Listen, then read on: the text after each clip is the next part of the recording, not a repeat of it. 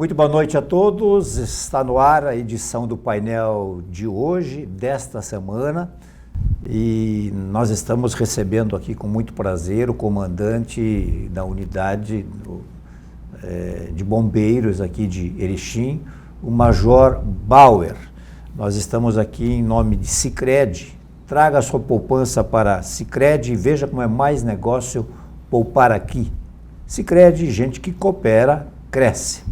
Bom, o objetivo da vinda do Major é, por evidente que estamos nos aproximando agora do verão.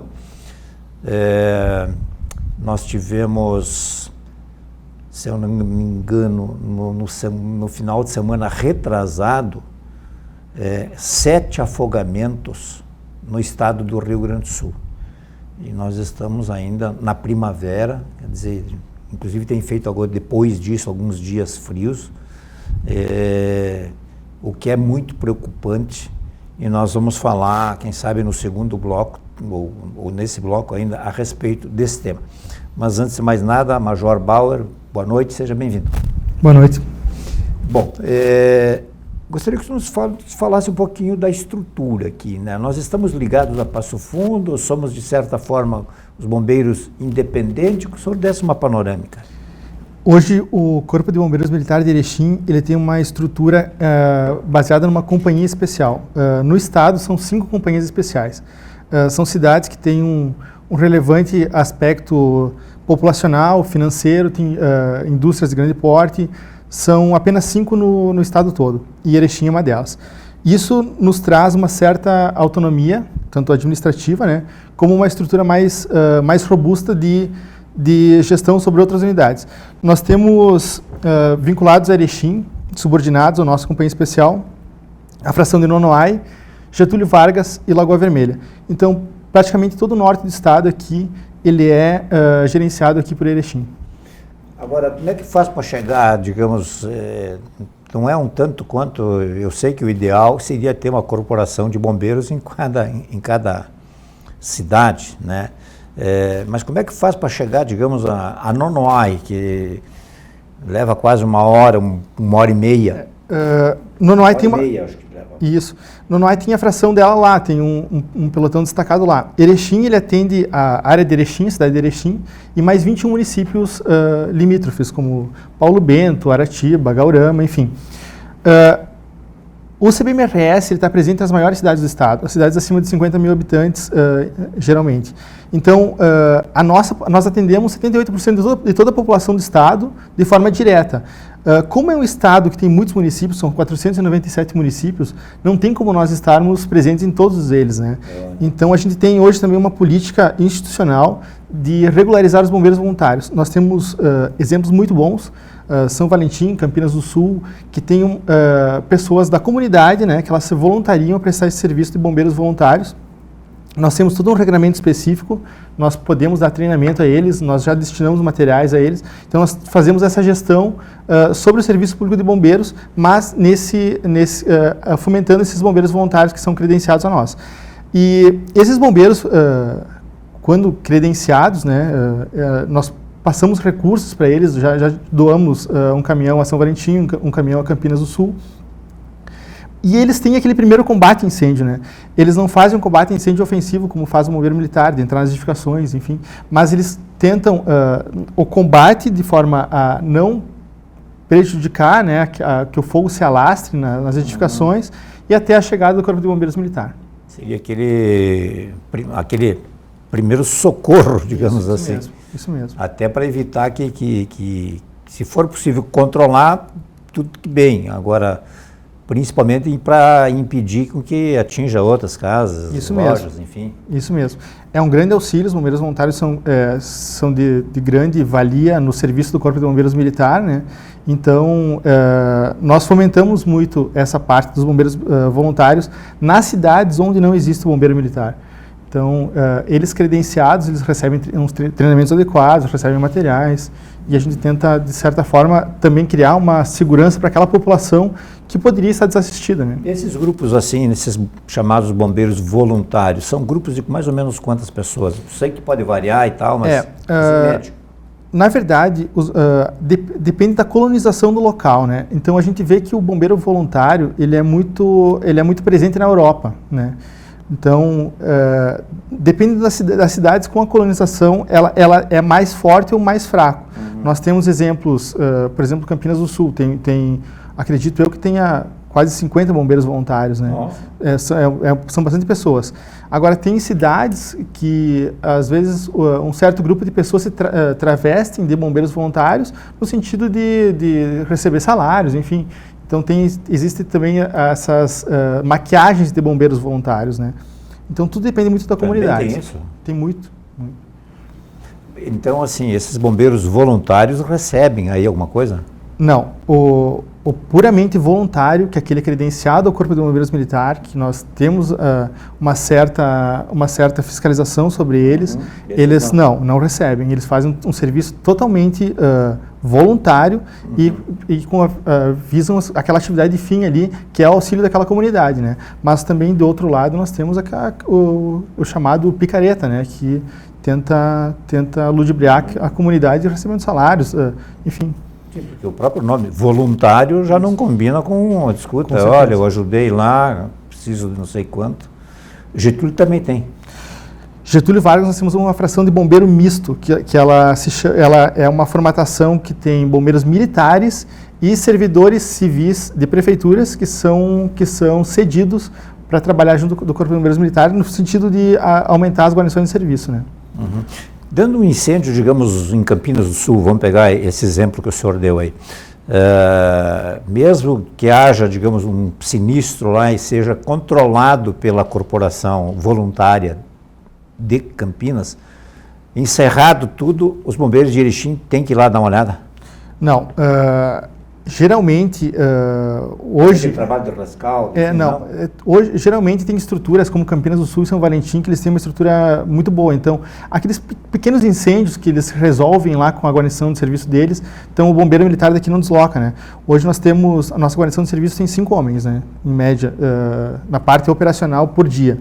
Então, quando sai do quartel, então nós ficamos com 3, a gente faz o plano de chamada, vem mais 2, enfim, mas nós temos uma estrutura que ela é de pessoal muito pequena, né? Então, a gente, se não tem necessidade do deslocamento, a gente não vai. Mas isso é reportado depois para vocês aqui? Com certeza. Bom, nós estamos entrando num período agora, vamos nos aproximar do período do verão e, como eu disse antes, né? Deixa eu só ver uma outra coisa. Aqui em Erechim, a estrutura nossa porque já houve outras campanhas de se conseguir novos carros, equipamentos e tal. Ainda persiste isso? Não. Nós, com a Lei KISS, né, que foi promulgada aí no final de dezembro de 2013, ela fomentou muito o FUNREBOM, né, que é um fundo municipal, que ele é criado no município, gerido pelo município, pelo Corpo de Bombeiros juntamente com o município, mas as receitas são de verbas estaduais, que são aquelas taxas da análise, da vistoria das edificações. E isso tem nos dado uma autonomia muito grande em todo o estado do Rio Grande do Sul. Então, hoje, nós temos uma estrutura muito, muito robusta e muito adequada em questão de materiais e equipamentos. Agora, nós vamos, em 30 dias, mais ou menos, nós vamos estar recebendo uma ambulância nova, que é uma das mais modernas do estado. Nós fizemos o descritivo dela baseado do Distrito Federal, pegamos ideias da Europa também, e a gente conseguiu comprar ela 100% com recursos do FUNREBOM. Nós temos um caminhão 2016, um caminhão Volvo, também ele é um ABTR, ele trabalha tanto no combate a incêndio quanto salvamentos, buscas e resgates em geral. E ele também é um caminhão que hoje tem embarcado R$750 mil entre o veículo e equipamentos. Então, hoje a gente tem uma estrutura muito boa, né? A gente investiu muito em informatização desde 2016. Toda a gestão de ocorrências e a gestão dos processos online e também a parte administrativa do quartel, ela passa por um processo digital muito grande. Então, a gente reduziu muito a questão do efetivo empregado na área administrativa. Hoje, para você ter uma ideia, nós temos na parte administrativa mesmo, que detém questões burocráticas do quartel, só 2 pessoas, eu e mais um sargento. Então, a gente destinou todo o nosso efetivo à parte operacional e à parte do licenciamento de edificações. Então, na parte de licenciamento de edificações, nós temos 5 pessoas que trabalham lá de forma ininterrupta, né? E hoje nós cuidamos de 12 mil edificações aqui na região norte do estado, e usando muito dessa questão da informatização que tem nos reduzido muito a demanda de pessoal. Vamos invadir o próximo bloco aí um pouquinho. Vamos falar dessa questão da liberação de edificações, né? Nós tivemos o evento aquele trágico lá de Santa Maria e tal, da Boate Kiss, né? Como é que, o que mudou na vida das corporações? Ou no dia a dia? Na verdade, mudou nacionalmente, né? Então, sim, todos os estados pararam e repensaram a prevenção contra incêndios, né? Inclusive, a União tem uma legislação federal agora sobre isso. Então, com aquela tragédia, né, foi repensado todo o sistema, desde do Corpo de Bombeiros, a parte operacional, quanto estrutural, quanto a legislação que precisava ter as edificações. E uma coisa que se tornou muito presente foi as sanções administrativas, que nos deram um poder de polícia sobre as edificações, né? Então, hoje nós podemos interditar edificações, nós podemos aplicar multas, enfim, várias sanções, né, às edificações, inclusive interdições, né, que é a mais gravosa de todas. Nós podemos fechar uma edificação. E isso nos deu deu poder à lei, né? Porque nós tínhamos, antes da lei 14.376, que é a lei que trata a prevenção, nós tínhamos uma lei que ela existia a prevenção no Estado desde 1997, veio de um decreto e posterior à lei 10.987, mas ela tinha as regras específicas de prevenção, mas ela não dava as sanções, né, à corporação. Então, quando se notificava uma edificação, aquele proprietário poderia pegar aquela notificação e não fazer nada, porque ele não teria sanções, né? Então, a legislação ela era ineficiente porque não existia uma sanção aplicável caso... Se o proprietário não concorda, ele tem como recorrer ao judiciário, sei lá o quê? Com certeza. Existe... hoje, a legislação de prevenção, ela é toda ela modulada por edificações, né? Então, nós temos edificações residenciais, industriais, depósitos, comércios, locais de reunião público. Cada modulação dela, ela tem os sistemas preventivos que precisa em cada edificação, né? E foi inserido o sistema de licenciamentos online, que hoje, até 750 metros quadrados, a responsabilidade é do proprietário e do engenheiro. Então, esses proprietários, eles vão e os engenheiros vão no próprio site do CBMRS e fazem o licenciamento via online, né? Então, ele já, de acordo com a lei, ele já projeta os sistemas que é necessários para aquela edificação e já tem o alvará dele de forma Mas depois quase... que os bombeiros forem lá dar uma olhada? Nós não vamos. Não? Não, até 750 metros quadrados nós não vamos. E isso representa mais de 70% das edificações hoje aqui na nossa área. Depois, nós temos, licenciada essa edificação, né, nós temos o poder de polícia administrativa decorrente da fiscalização extraordinária, né, que nós temos um calendário de fiscalizações, dependendo da nossa sobra de horas do mês ali, né, enfim, dos ajustes da carga operacional e carga administrativa. Nós vamos em algumas edificações e a gente faz a vistoria extraordinária. E lá a gente vê se está tudo certo, se não está, né? Então, daí a gente aplica multas. Até 750 metros quadrados não precisa licença, isso? Precisa, mas ela é feita de forma... Porque uma boate acho que não tem... Não, mas locais... locais de... salão de pai... Não, mas aqui... riscos específicos, por exemplo, uma boate, um restaurante com central de gás, isso é feito todo na forma física, né? Então, a regra geral, as edificações de 750 metros quadrados, elas fazem tudo via online. E alguns casos específicos, como por exemplo uma boate, né, que ela é um risco específico, que tem uma exceção na legislação nessa parte online, então ele faz um plano de prevenção de forma online. Um clube comercial, por exemplo, que se enquadra na edificação F12, ele pode fazer online até 1.500 metros quadrados. Então, tudo depende da edificação e depende da modulação onde ela se enquadra, né? Mas hoje, 70% das edificações elas são feitas na forma online. Isso não aumentou nossos riscos de incêndio, não aumentou nossas estatísticas e os proprietários têm buscado esses licenciamentos, né? E pelas fiscalizações que a gente vê que de certa forma está correto. Até porque os engenheiros eles não colocam o nome deles em alguma situação que não seja correta nesse sentido, né? Então, existe bastante essa questão da ética da profissão, né? E até 200 metros quadrados não precisa nada. Até 200 metros quadrados, então, aqueles pequenos comércios que a taxa de incidência de incêndios ela é muito pequena, não se precisa nada. Então, ele vai na internet, não precisa engenheiro, ele vai na internet, ele faz o cadastro, que é um certificado de licenciamento, né? E ele já emite o certificado de licenciamento. Isso em 5 dias está pronto já, ele já imprime o certificado dele e coloca a notificação. Muito bem, vamos fazer o nosso intervalo e já voltamos.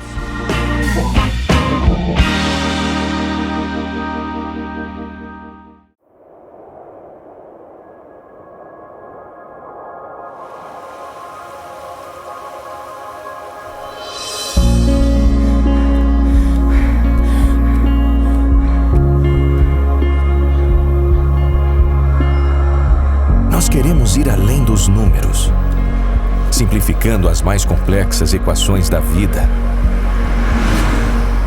Nós somos capazes de transgredir a lógica das operações mais básicas, quando a soma das nossas forças resulta em multiplicação. Quando subtraímos barreiras e ruídos, promovendo divisão.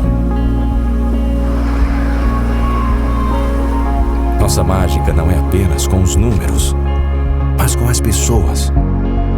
Os nossos resultados acontecem na relação, na aproximação e principalmente na participação de quem é gente como a gente. Gente cheia de vigor e sabedoria, que acredita no coletivo, que olha no olho. Seres humanos que vão além, empreendem por si e pelo todo. Porque é assim que tem que ser.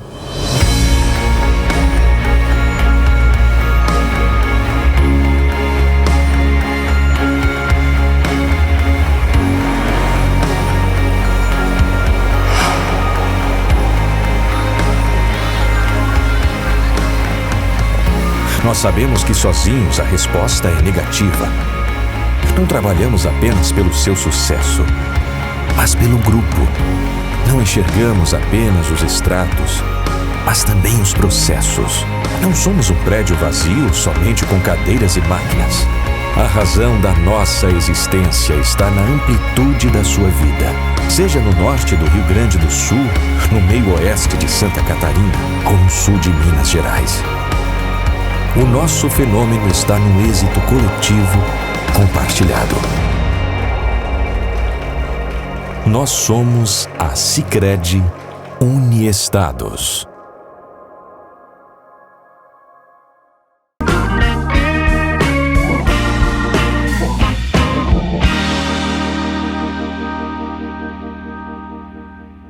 Muito bem, nós estamos de volta aqui em nome de Sicredi, recebendo com muito prazer aqui o Major Bauer, que é o comandante dos bombeiros de Erechim.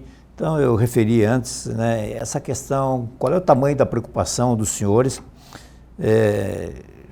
não sei como é que foi nos anos passados, entende? Quanto à questão aí da chegada do verão, todo mundo se chegando, indo a rios, indo a balneários, o que é muito legal e tal, mas infelizmente tragédias aí ocorrem, né? O que dá para se dizer para essa gente? Hoje o afogamento é uma das grandes causas de morte no Brasil, né? Nós temos uma média de 2018, efetuado um levantamento pela Sobrasa, que é a Sociedade Brasileira de Salvamento Aquático, existe 16 óbitos por dia no Brasil. No país. Por dia. E é a segunda causa de óbitos de crianças até 4 anos. Então, a maior parte da questão dos afogamentos, elas acontecem dentro do ambiente doméstico, né? No caso das crianças.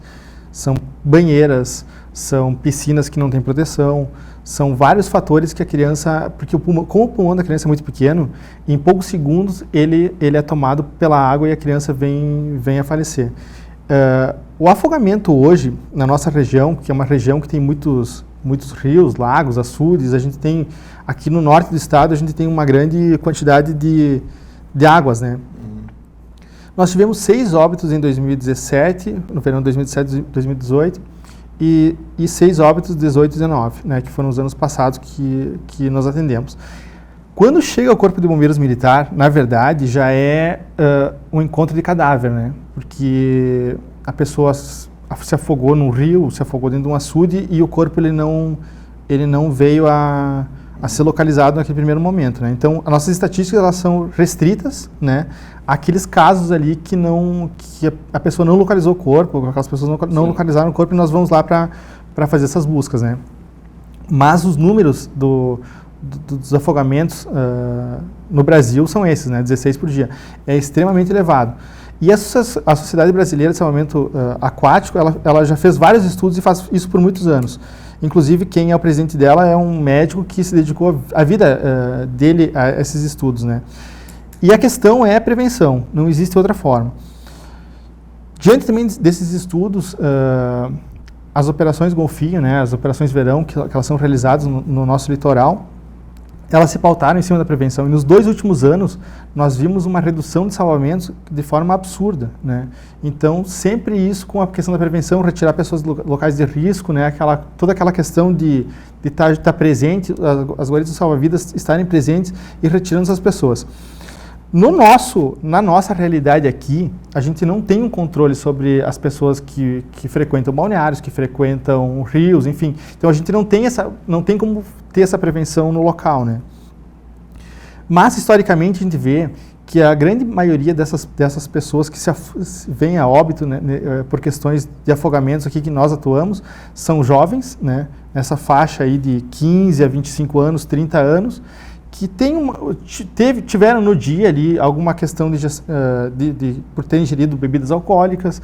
São coisas que são eventos pré-antecedentes ali ao afogamento que ocasionaram, que são a causa, na verdade, né? Porque a pessoa, às vezes, ela bebeu, ela vai querer fazer uma travessia de um rio, ela não consegue. Então, isso acontece muito. Açudes, as pessoas estão ali num açude, ela bebeu, ela vai tentar fazer a travessia e não consegue. Isso são as grandes causas hoje de afogamentos que nós atendemos, de retirada de cadáveres, é nesse sentido. Em relação às crianças, a gente tem também a gente sempre leva, nós temos o programa Bombeiro na Escola, a gente sempre leva essa questão da prevenção, né? Quando se fala em vigilância de uma criança dentro de uma piscina ou dentro de um rio, enfim, que ela tá se cuidando, não é aquela questão só do olhar, né? A questão da vigilância de uma criança, ela tem que estar a um braço de distância de um adulto, isso é pacífico. E não existe a parte segura para crianças, né? Não quer dizer que ela tem aquele jargão, né? Água no umbigo, já existe perigo, né? Não existe isso. A criança pequena, ela se assusta muito fácil, ela perde a força nas pernas e com uma lâmina d'água ela vem a se afogar. Então, a questão da prevenção de crianças é um braço de distância e constante monitoramento. As questões das piscinas em casa, então, isso também é de extrema relevância. Sim. Elas têm que ser cercadas, elas têm que ter toda uma barreira física para essas crianças, porque existem inúmeros casos de afogamentos em piscinas, inclusive no inverno, né? Que aquela piscina ela tem água dentro ali, ela está ali, e a criança vai lá, tem um brinquedo perto, ela cai e ela vem a se afogar. E a criança é muito curiosa, né? Então também ela vem também a buscar, a criança gosta de água, ela vem a buscar a água e acaba se afogando. Uhum. Quer dizer, mais uma questão aí que depende fundamentalmente dos pais. Com certeza.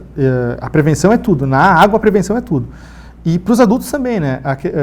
Se a pessoa não conhece o rio, se ela até a questão se ela se alimentou demais, são vários fatores que ocasionam ali, porque o corpo ele é limitado, né? Então, eu consigo atravessar esse rio a nado, tem 50 metros, vou atravessar. Só que, dependendo de alguns fatores pré-determinantes, antecedentes, a pessoa vai chegar na metade e não vai conseguir. E depois ninguém tem isso pode acontecer, inclusive, em casos, digamos assim, o cara já fez isso e deu certo, mas de repente bebeu demais ou comeu demais. Não, mas eu vou fazer, o estado físico dele muda. Geralmente as pessoas que se afogam, esses encontros de cadáveres, são esses jovens que eles sabem nadar, só que eles tiveram alguma causa pré-antecedente, né?